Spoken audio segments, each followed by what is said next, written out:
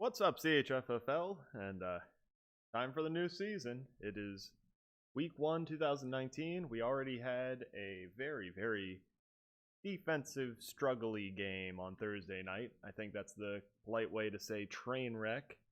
Um, Ignore the guy in the background. We got to get this preview out, and I have company, but whatever.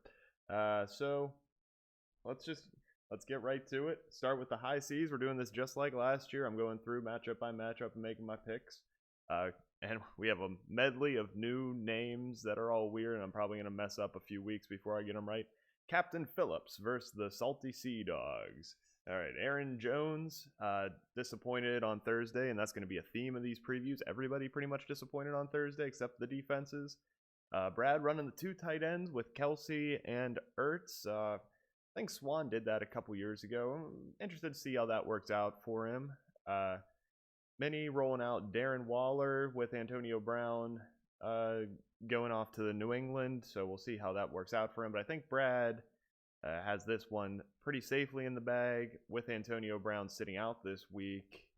Really weakens Minnie's roster. So Brad should get out to a good start. All right, next up we got Eye of the Kraken versus my Windfall Island Nittany Lions. I'm watching Le'Veon Bell closely in these first couple of games. Parker took him in that mid chunk of the first, went against his boy Matthew Berry on that. And I'm really interested to see how Le'Veon does with the Jets this year.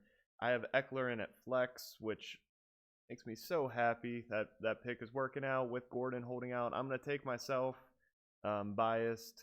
I just want to win, and I think I'm going to win. Boom. Next, the Megalodons versus the butt-touching booty bandits. Grant, you're a card.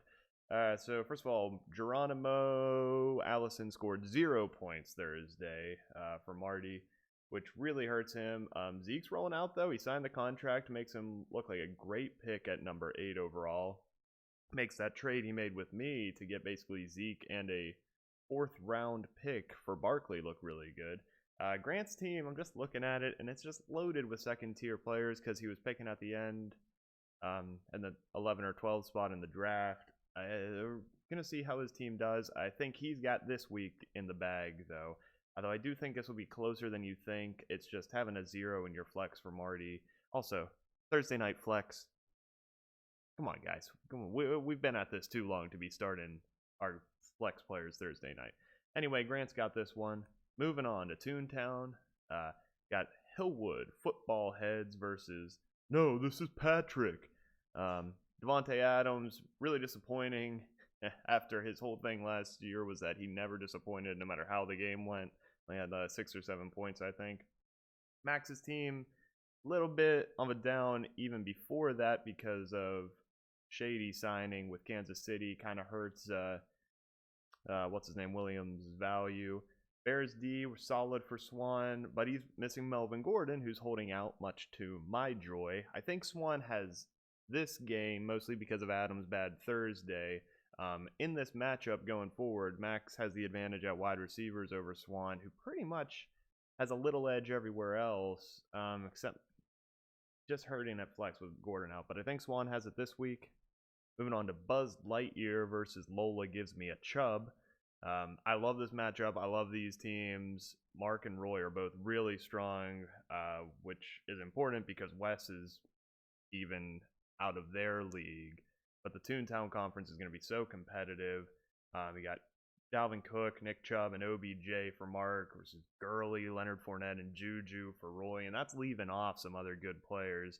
I like Mark in this matchup today, but two great teams. I was 50-50 on it. I went with Mark because I had him higher in the pre-draft rankings. Finally, my game of the week. Originally, the Buzz Lightyear versus Lola Gives Me a Chub was going to be the game of the week, but after Thursday, we got Shaggy Got Scooby-Dooed versus Alvin in the championships. Tariq Cohen scored 7 more points than Mitch Trubisky on Thursday, which this would be a huge upset if Stan could pull it off. Wes's team is... like I made them before the draft, S tier. They still look that way afterwards, except for the quarterback. Max and Swan kind of both trending down with some running back problems. Chance could move up. into the talk of making the playoffs in the Toontown Conference. I'm picking Stan with the big upset because it's week 1. Week 1 is weird because we don't really know how anything's going to happen. And having a big lead and a bit of a dud at quarterback for West, that sets the table. So I'm going with the upset. We'll see how I did, and we'll check in with you guys later. Hope everyone enjoys the first week of fantasy football. Bye-bye.